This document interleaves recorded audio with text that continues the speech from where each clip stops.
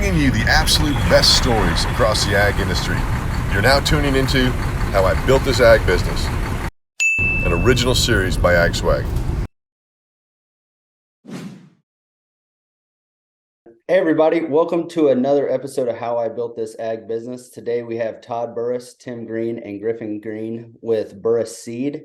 They are approaching 90 years in business. They currently offer seed for corn, soybeans, alfalfa, and they're primarily based in Illinois and Northeast Missouri, but they also have customers in Iowa, Wisconsin, and Indiana.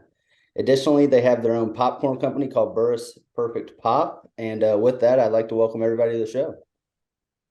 Thanks, Jordan. Glad to be here. Yeah, glad to have you guys. So did a little background on you guys, and it looked like the story for you guys began in 1919, but the business actually began in 1935. So Tim or Todd, do you want to touch on that? And was that your grandpa that started that? Yeah, it was. It was Grandpa Wilbur and his brother Roy were the founding fathers of the seed business.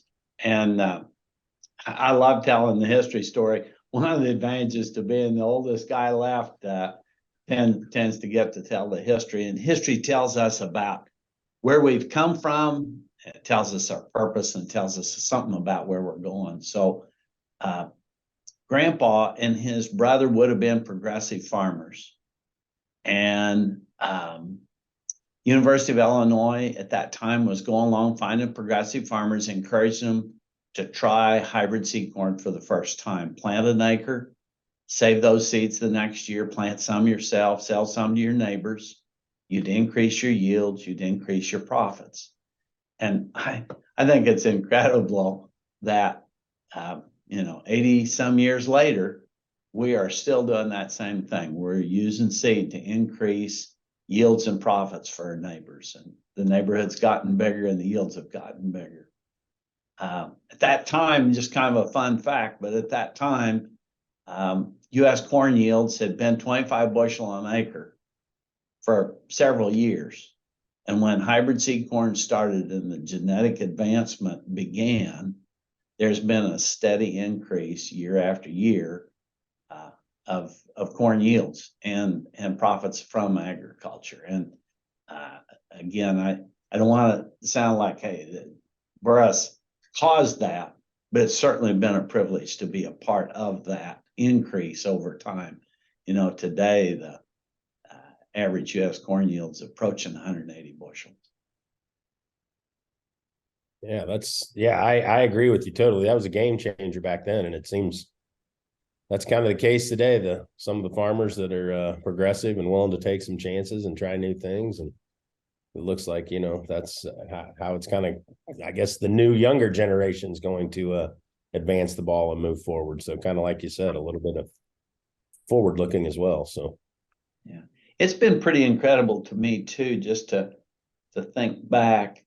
I didn't know either Wilbur or Roy personally, but my dad's stories were that they were very much different. Wilbur was a hard worker. Roy was a very sharp, business-oriented person, and they used each other's strengths to help each other be successful. In fact, my dad always can use the term that Roy had told Wilbur if he could just think and Wilbur do the work, that they'd be the most successful. And I think it's kind of cool that they were both comfortable with that role. You know what I mean? Yeah, I think that's great. Yeah, use each other's strengths and try to play off those together. Yeah, I totally agree. Yeah, Kevin and Jordan, probably what Todd really hasn't said though is his father did the same thing in seeing that type of vision and between Tom and Todd. Obviously, Tom was my father-in-law, Todd's older brother, but to put them together as a team and use their strengths in their specialties in different ways has really helped our company grow over the years as well. Yeah, perfect.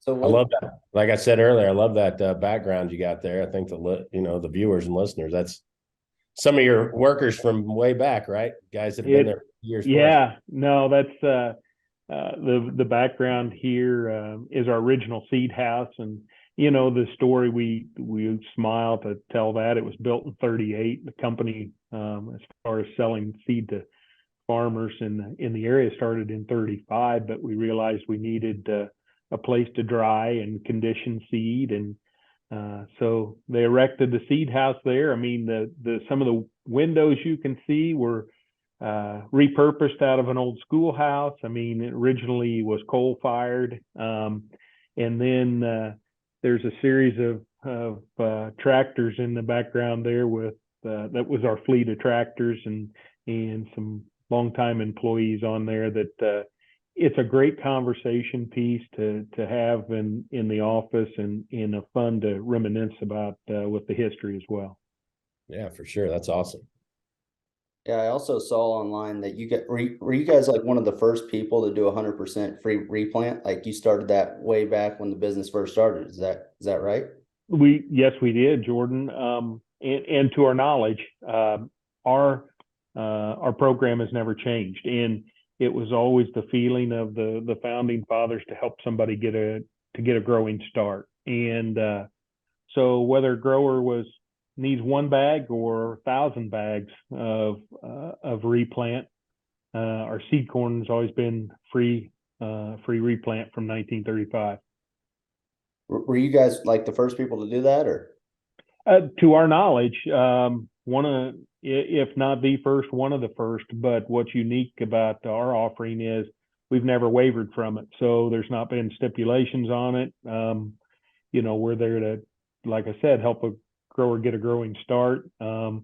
It's even unique when we brought soybeans into the mix. If a grower can't go back in with seed corn and wants to replant into soybeans, we give 3 bags for every unit of corn as free replant back, just to, again, help that grower, be a good partner with them, and help them get started to a crop for the year. That's a great deal. Yeah, that's great. So what the business exactly look like when you kind of, or let's just say your dad started getting into the business, Todd, like when he started taking over? Well, it's interesting. So think early 70s is when I came back home. Tom was 5 years older than I was, and quite frankly, our seed business was primarily a production seed business at that time. We grew seed not only for our own brand, but we custom grew seed for other companies also. And we made a conscious decision to say, we need for our brand to grow so that we can be our primary customer for our production seed business. So that was a very conscious decision that we made. You ask about that time, and I tend to think about the positives. I'm not too much on the negatives, but I reflect back, and in the early 70s, there was a corn blight came through the Midwest called Southern Cornleaf Blight. And it was really hard on most of the corn hybrids we had at that time. Actually, the following year, our sales went to half. We thought they'd rebound, and actually, they cut in half again the following year. So when we first got in, seed sales were down. The capital that we had to operate with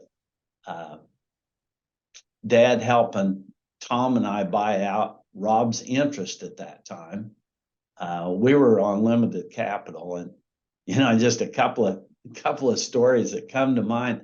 I can remember a 2-ton truck we were using to deliver with, and the engine blew. And we were confronted with, are we going to spend $3,000 for a rebuild, or are we going to put a $5,000 new engine in an old truck? There was no way we could put in the budget a new truck. And we opted for the rebuild. And by golly, before the spring was out, the rebuild fell apart too. And we ended up putting a new engine in it. And it's just vivid as to how tight capital was at that time. And yet our dad stuck with Tom and I and helped us over time get him paid back. Yeah, that's great. I agree. You got every now and then you got to have some people there to help you, and I think that's vitally important. So Yeah, for sure, if that senior generation doesn't help the next generation, it's kind of tough. I agree. You got to pay it forward, and Yeah. bring Griffin into the mix. Griffin, how are you? I'm good, guys. Thanks for having me on with you. It's awesome to hear these stories from the different generations in front of me. I really enjoy getting to revisit the history of the company and what guys generations ahead of me did to put us in the spot we're in today. And your dad is Tim, correct? My dad is Tim. That is correct. Perfect. So where'd you how'd you get into the biz? Sure. So growing up, I was very fortunate to always be a part of the business on the side. I can remember going to dealer kickoff meetings in the summer, and my younger brother Gannon and I's job was to carry in the boxes of merchandise for the dealers, the popcorn, getting chance to go on seed deliveries with my dad, my grandfather Tom, and it's always been awesome for me to see the effort and the passion that you have to have in this business to be successful. When you have the president of the company delivering seed, there's no other way to say all hands on deck approach, and that's what we do here at Burrus.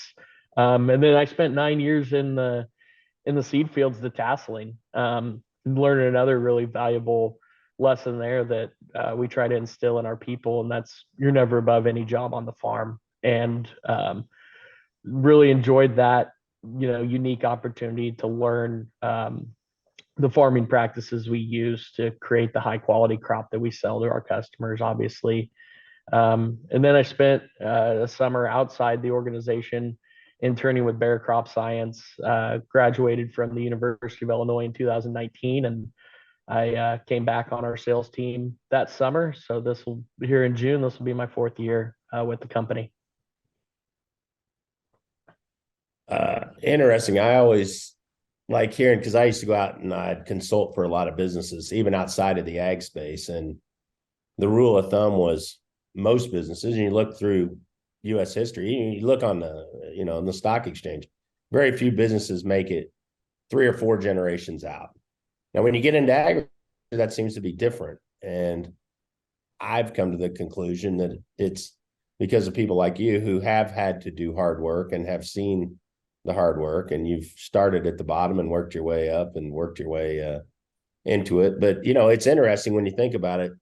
They always say, like, Todd can recall how hard his dad tells him story, so he's not removed from it. He remembers, the engine breaking down in a rebuild, and then, how tight money was. But then when you move to the next generation, you get to the 3rd generation out, sometimes they're too far removed from what Todd's telling and having lived that, and it becomes really, really difficult. So I think we see a lot of great ag businesses that make it many, many generations, but I think it goes back to Todd and Tim raising you the right way, putting you in and starting you at the bottom and doing deliveries with your grandpa, and you got to see it firsthand. And, I think a lot of that's just super, super important. So I'm sure when you pass it along further generations, you're going to do the same. And a little hard knocks, a little hard knocks up front, right? Absolutely, Kevin. It's always funny that every generation started by picking tassels. I can remember being 13 years old and getting put on a bus and getting paid minimum wage to pick tassels. And, it's a humbling experience and job, but that's where you have to start to appreciate, where we've come and what we've gotten to do. And again, I was very fortunate to be able to watch my grandfather, my dad, my uncle Todd build, the foundation that obviously has put us where we're at today. And, I always look at it as it's my job to build the foundation for the next generation coming through. Yeah. I like what I like what Todd said when I think we should all think about it. A lot of times we do, and I know we do here, we get too focused on the future. And I like what Todd said. A lot of times maybe if we focus more on the history would kind of tell us and guide us to where our future is going to maybe need to take us. And I think, like you're saying there, that's, you got to get out in the fields and pick the tassels. And that's, hey, that's the history of this bad boy.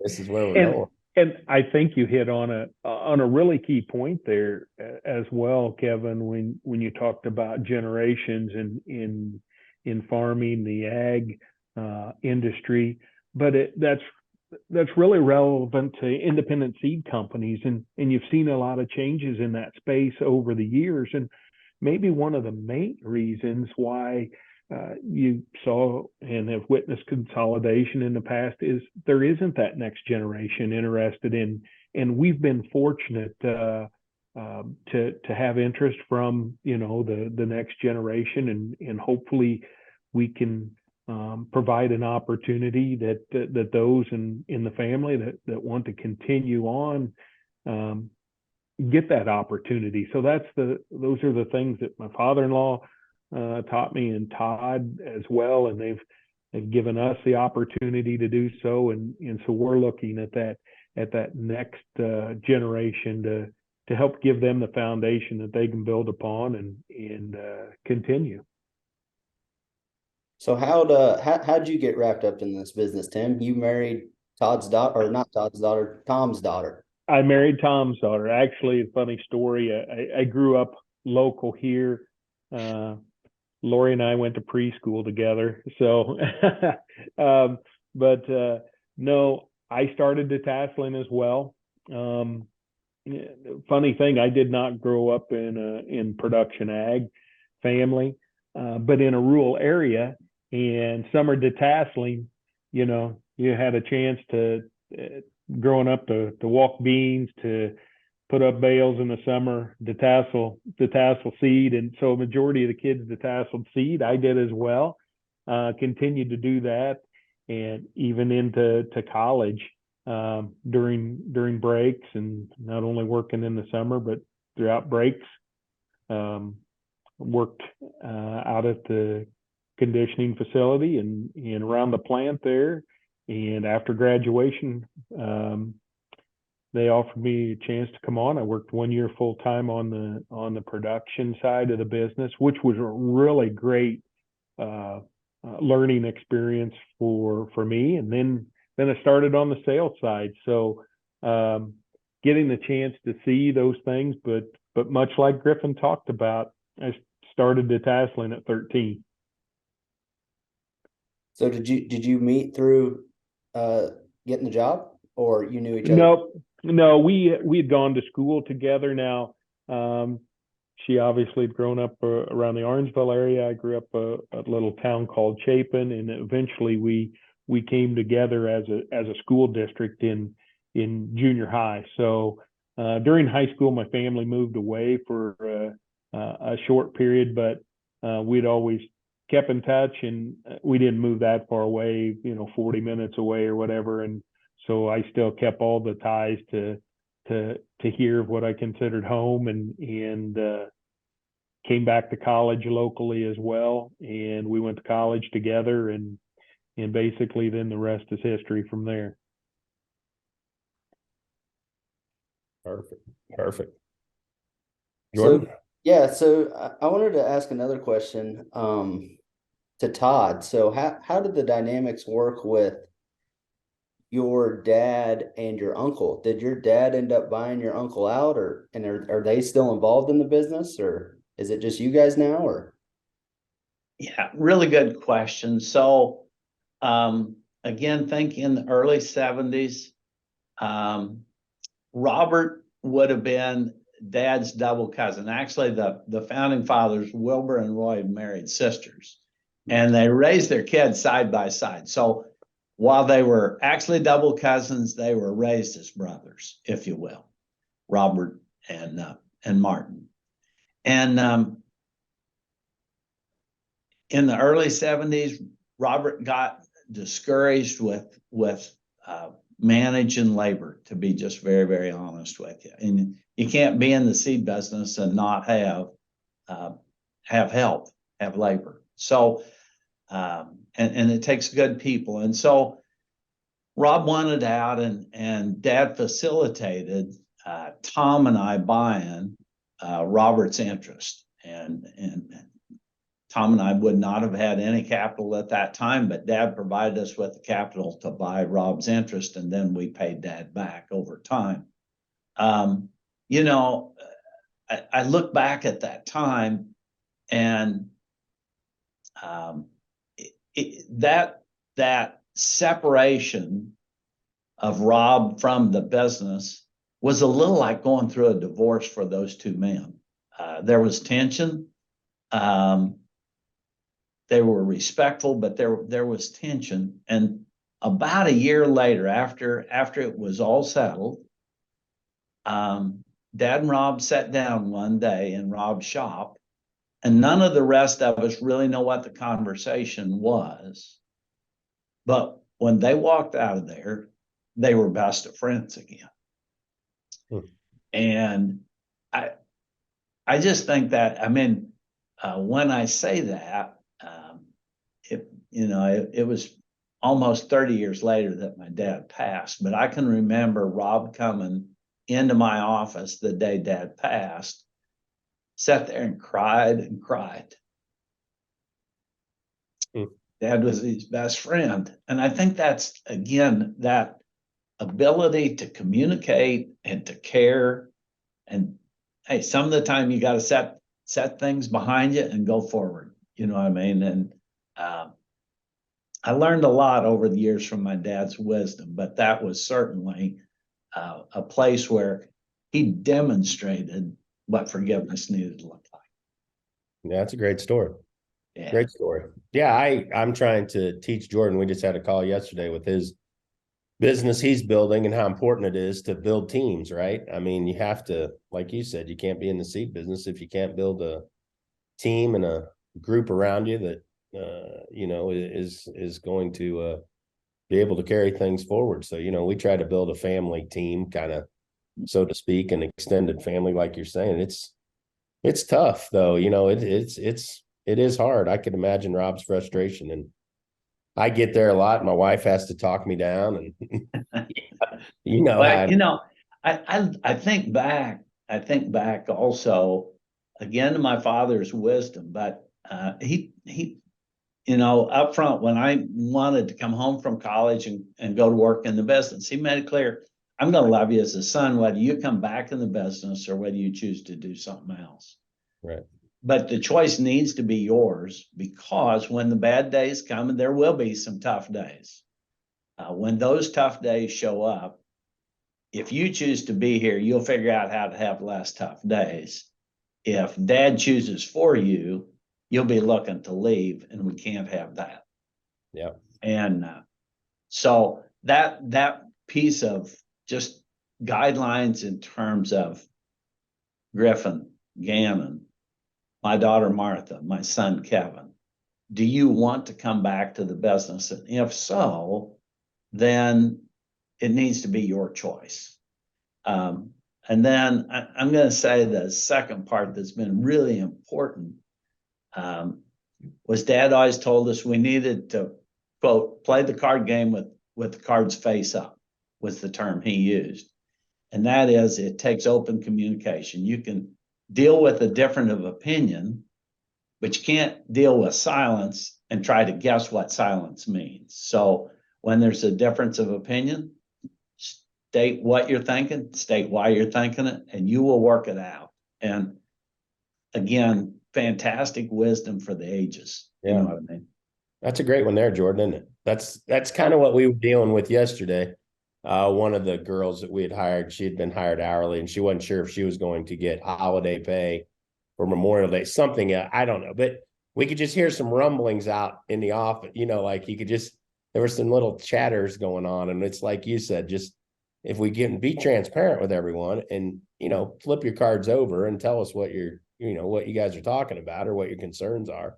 Hey, we can address it and move forward. It's like you said, when you don't know and things are, people like to keep their cards, sometimes closed. It's hard to build a team like that. You're right. You got to be transparent and open. And yeah. And we're kind of dealing with it with Kennedy right now, even too. Just Yeah.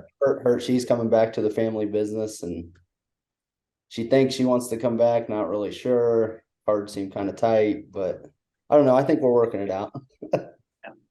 Yeah. It's definitely a work in progress for everyone always. So yeah, it's great wisdom there. I like that. Yeah. It's if you have the cards at least turn face up, it makes it somewhat doable for sure. Face down is a real bear.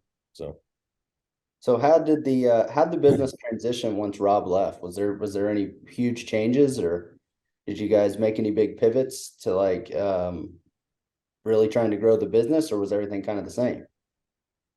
Great question. Actually, Tom and I started both in production. He had already been here. I come back from college and joined in with him, and we both worked on production. And then Dad, Tom, and I sat down and said, you know what? We need to grow our brand and our sales force. And it was a natural fit for brother Tom. He had a glowing personality. Golly, it was just fun to be with, no matter whether it was me being with him or his kids being with him or our customers. And so I took the production responsibility, and that's what I did for 30 years. And again, there was kind of this division of responsibility. Hey, if I went over and I helped Tom in sales, my responsibility was to ask what he wanted done and how he wanted it done. And likewise, if Tom needed to come over and help me in production, the same thing. Here's what I need done. Here's how I want it done. And that division of responsibility let both of us grow. And, Tom was such a natural in sales that our growth, our brand growth in our footprint was just fantastic because of the efforts and the team he put together. Griffin, you taking notes on all this? This is like highly valuable worldly wisdom. Kevin, I got to watch him for 22 years of my life, man. And it was a treat to see him interact with not only our family and not only his peers and our staff, but how he interacted with the customer. It was special because it was so genuine. It was how he was all the time. And, he was one of those guys who he wasn't going to let himself have a bad day. And there were tough days, but he didn't have a bad day. He enjoyed every step of the way, everyone who he encountered. And it was a blessing to watch. And all we can do now is try to live like that, Yeah, for sure. Great. So was he doing a lot of the sales himself, or was he focusing on building the sales team and kind of managing the team, or what exactly was he doing on the sales side? Tim, do you want to take that one? Because I watched him build a team, but you might want to comment there. Yeah, Jordan, he started building the team, and he knew that we needed to focus more on retail, as Todd said, instead of being so production centric. And so he knew he needed a team to be able to do that, and he went on search of finding the best he could. And we believe that's really what helped chart our path to where we've been able to get to today, is getting started with some of the right people. Tom always talked about a gentleman by the name of Dale Wood out in Missouri. He probably had more belief in us at the time than maybe we had in ourselves in that early stages of really turning into retail brand. And so he started focusing on that team and building that. I got to be pulled along on that journey for a big part of my career. I started in Southern Illinois, and he was a mentor. Tom was a mentor to me, not only being my father-in-law, but of showing, what it took to really understand the customer needs. And I got to then split managing part of our sales team with him for a period of time. Eventually I took over managing the sales team while Tom focused on more industry relations and other things like that. So he was all about, and I think we all still are today, about the teamwork and about getting the right folks and in the right mindset to move forward. And when did Tom pass away?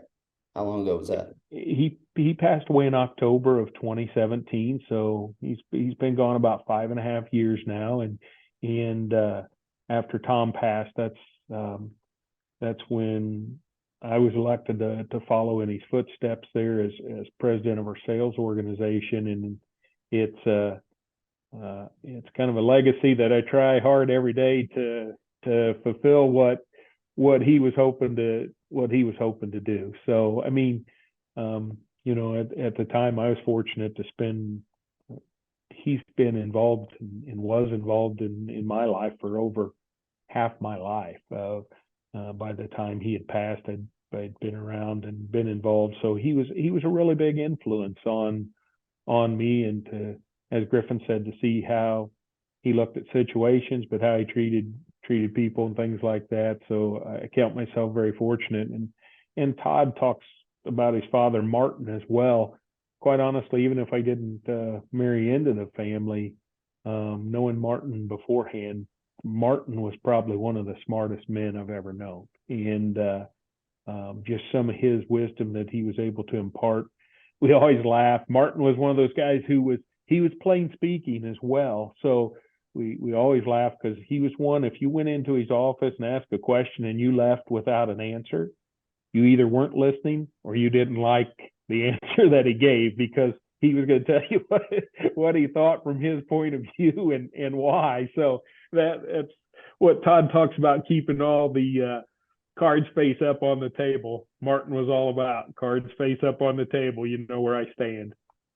Makes sense. So did you guys have a more direct sales approach with salesmen, or did you do marketing or advertising? So yeah, when I first started 30 plus years ago, we were really a dealer centric model.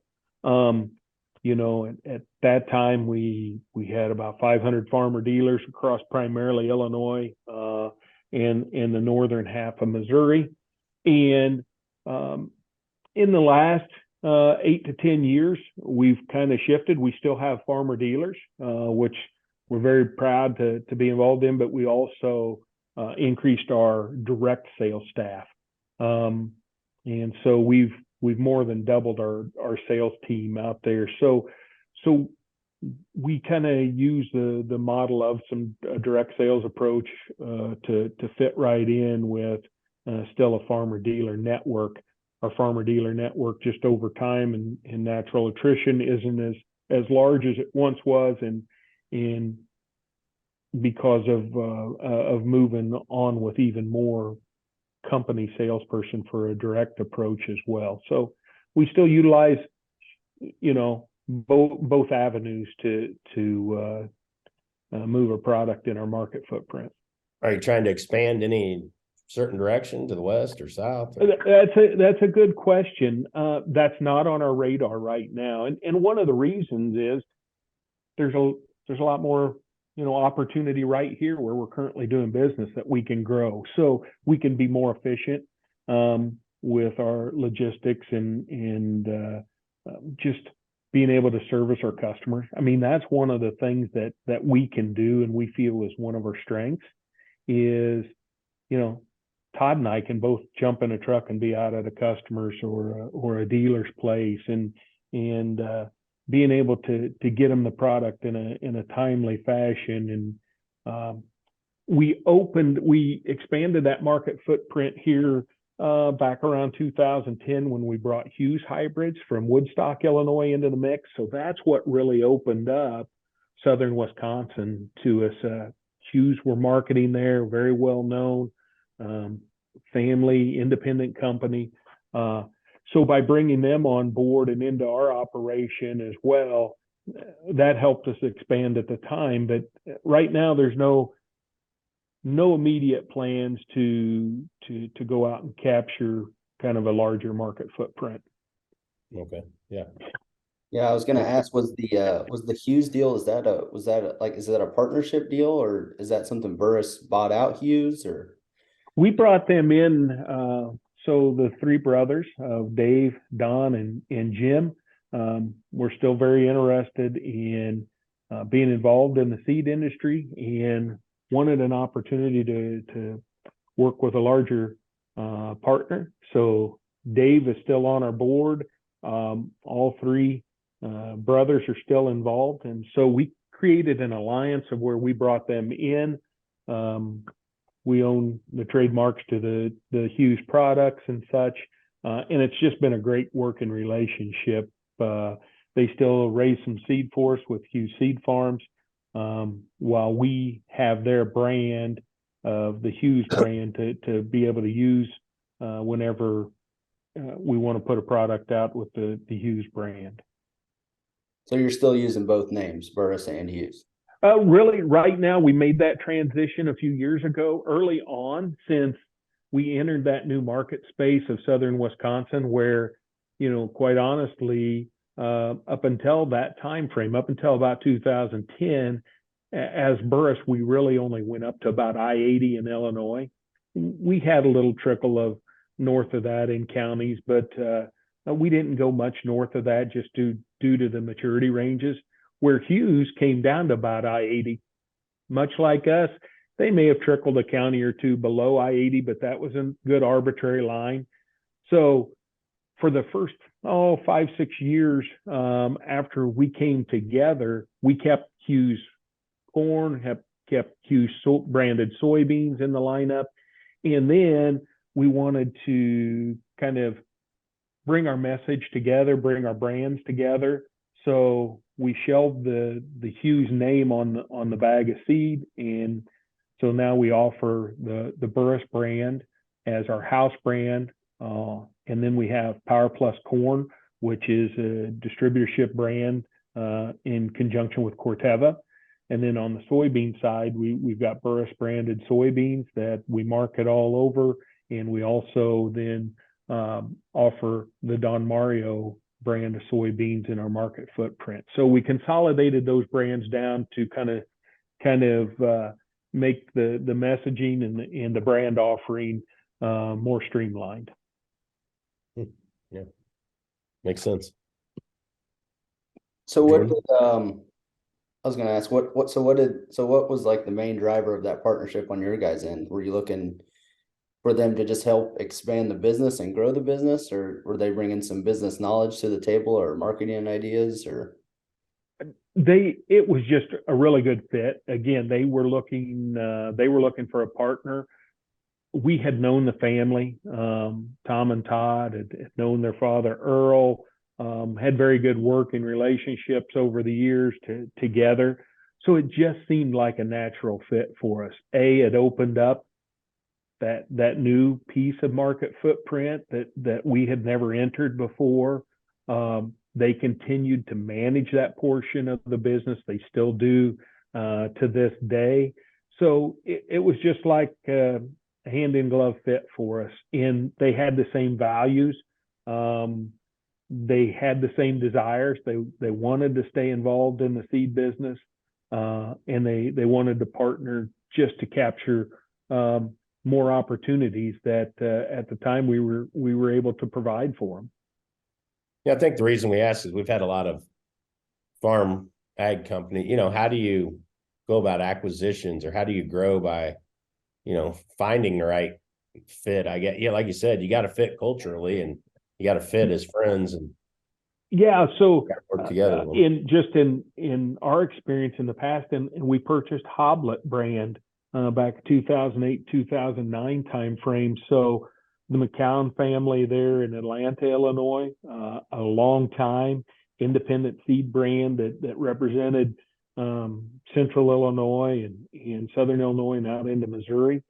Actually, the opportunity, they came to us. They were looking for an opportunity to exit the seed industry. And funny story there is that's really how one of the ways anyway that we entered the soybean business, because since 1935 we were seed corn only up until 2009, and we'd started our Power Plus brand in conjunction with Corteva, and then this opportunity with Hoblet. And honestly, when we were talking with Jim and Rick, being quite frank, we just wanted to buy their corn business, and they were looking for that strategy to move their whole business. So they said, no, we want to sell corn and beans, and if you agree to take the beans, we'll help you.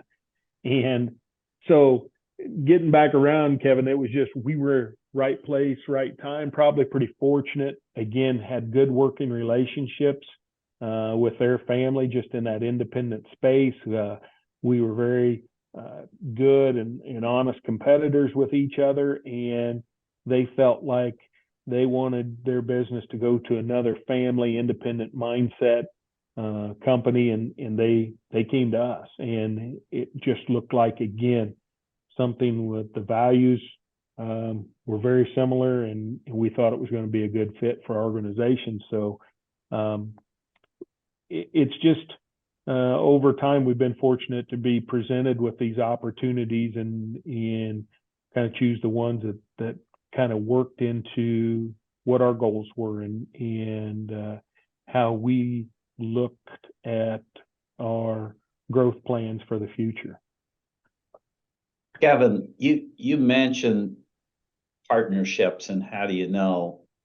I sat through some training that I thought was really significant a few years ago, and what we were taught was you have to have similar values, you have to have similar goals, and you have to come to a conclusion that there's nobody else that would be a better partner than the one you're considering. And that's the thing that makes long-lasting partnership relationships. And over time, I've found that to be true. Yeah, that's true. That's great. That's good advice for sure. That last line was a good one. Yeah.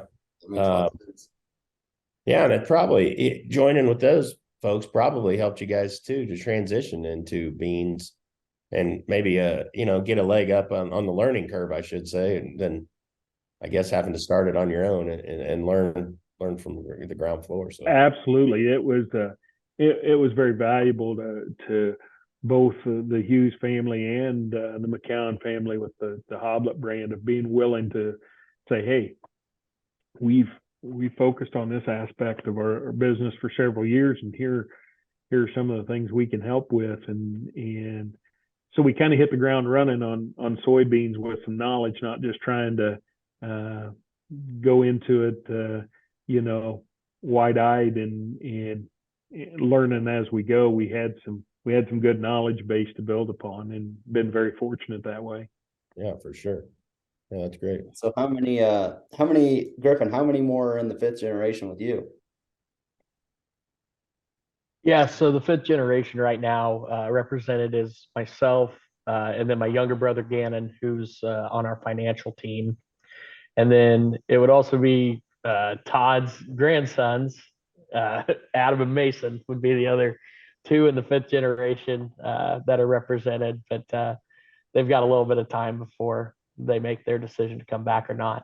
So we're very fortunate, again, like my dad and Uncle Todd have touched on, to have generations that have been not only interested but dedicated to doing what Burrus does, and that's deliver the customer more than just seed. And it's our tagline. It's simple, but we live it every day, and it's the truth. And it's what we've done for 90 years, and we'll continue to do for the North American farmer.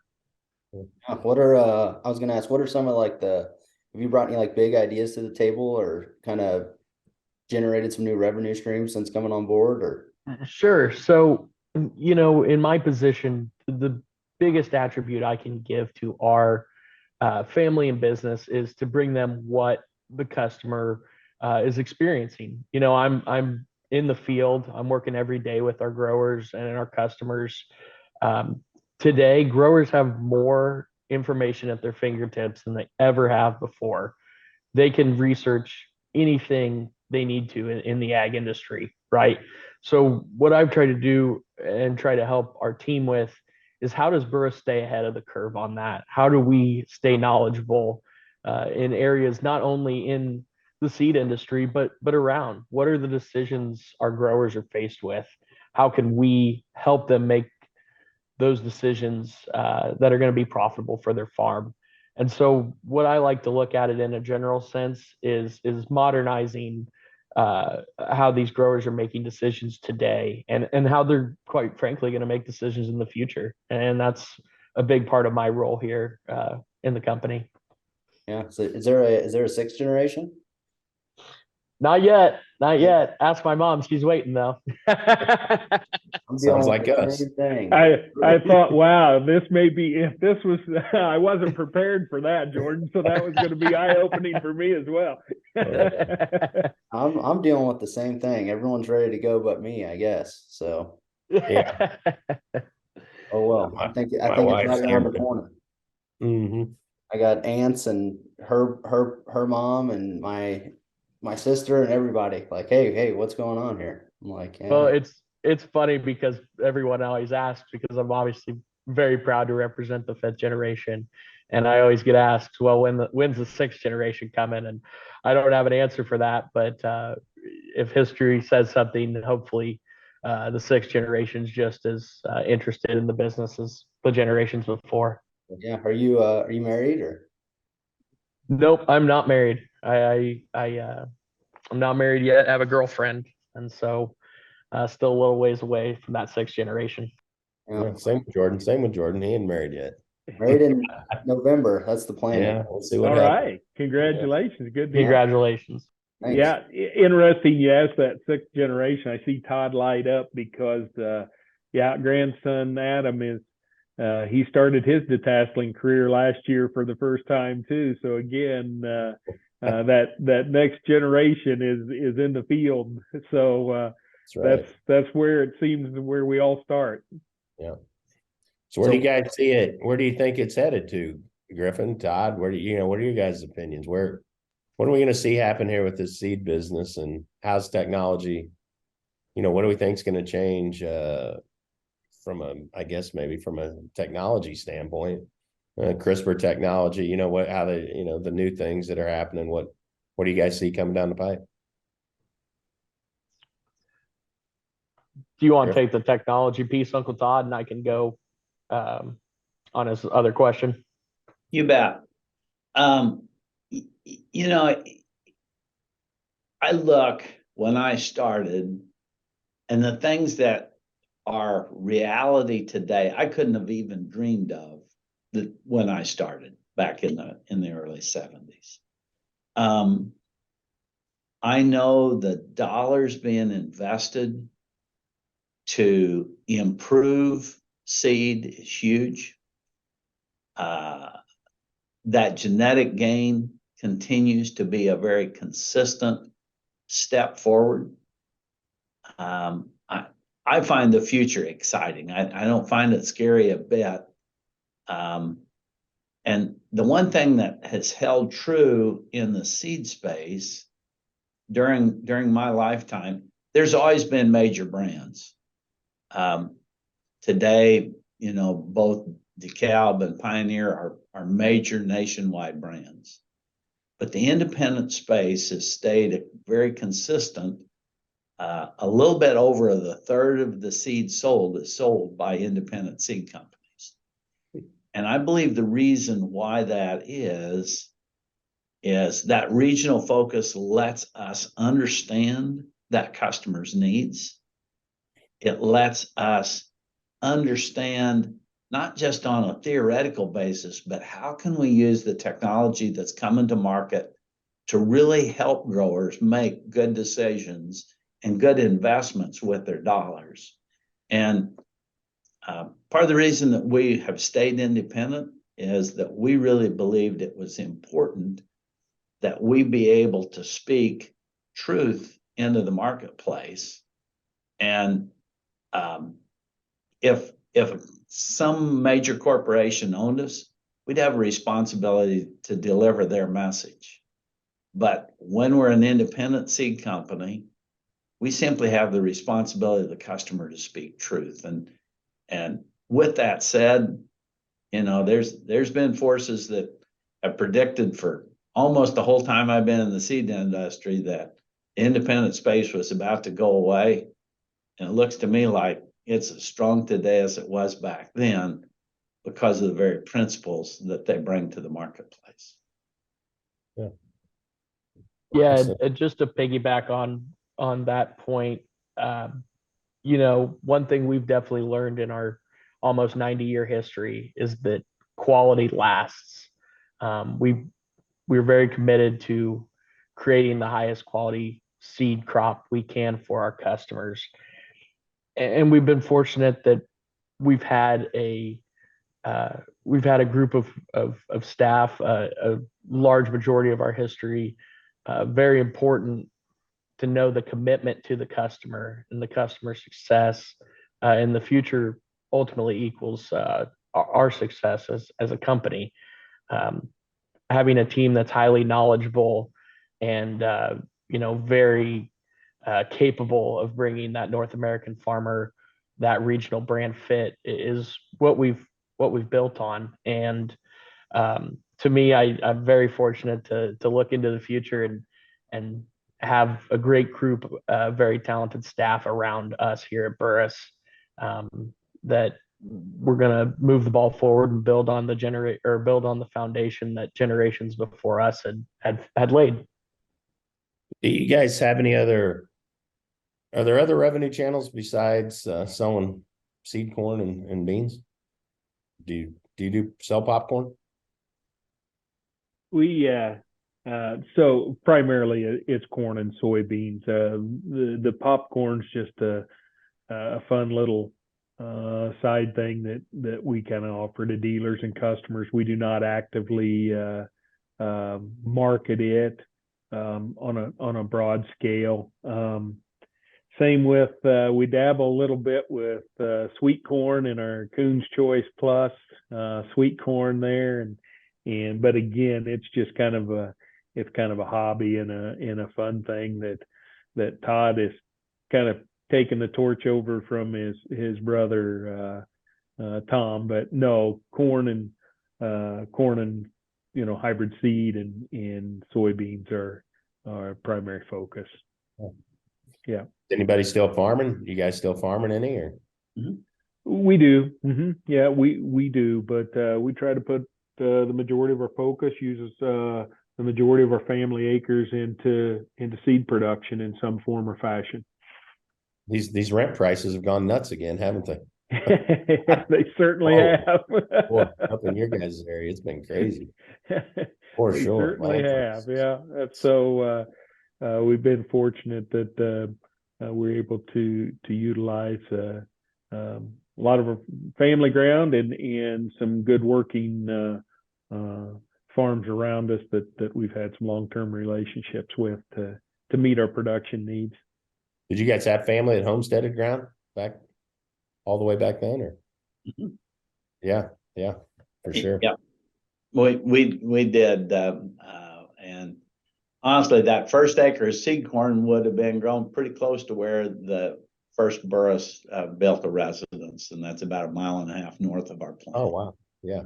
I always just find that's just such a great story through history. The whole just getting out there, heading west, and working the land, and yeah, lots of great story, man. A lot of our forefathers really struggled and worked hard to make all that happen. It's amazing to think back. So yeah, there's Todd's daughter Martha lives on one piece that's got Burrus Cemetery on it at the top of the hill with 6 or 7 generations there of Burrus family, and it's so a lot of history around us that we've been very fortunate.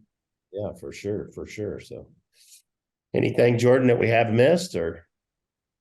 No, I got no questions on my end. Do you guys have any questions you wanted to ask us, or any last stories you wanted to share, or Something we might have missed? I think I need to trade you guys a Burrus hat for an AgSwag hat. Yeah, Those are cool. for sure. Yeah, heck yeah. Yeah, you guys got some cool stuff in there. I love all that history. That's awesome. For sure. So you had queued us up that there might be a question around a favorite story, and I'd just be interested, Tim or Griffin, do you have a favorite story that you'd like to tell during your experience? I've got several. One of the fun things, though, Kevin, you would understand. I know Todd would. Jordan and Griffin, it may be hard to comprehend for them, but I remember early on in my sales career, Southern Illinois, I would drive around and know where in my territory the payphones were that I could drive up to in my truck and call the office.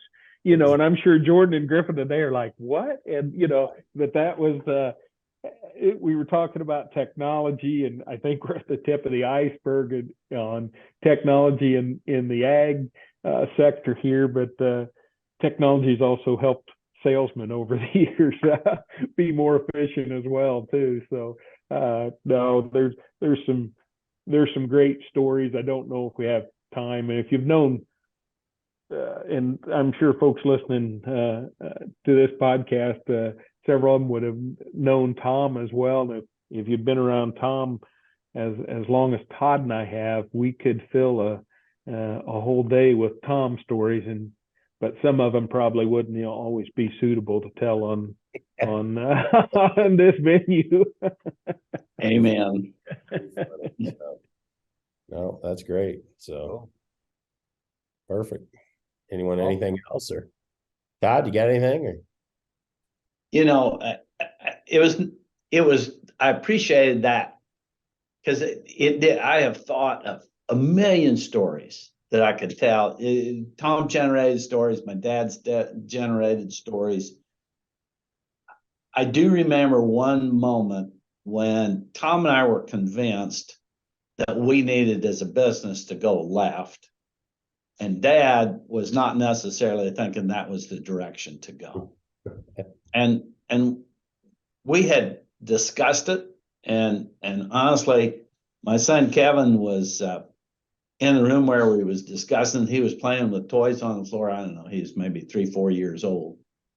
And we started around the room again a second time, stating our position and why.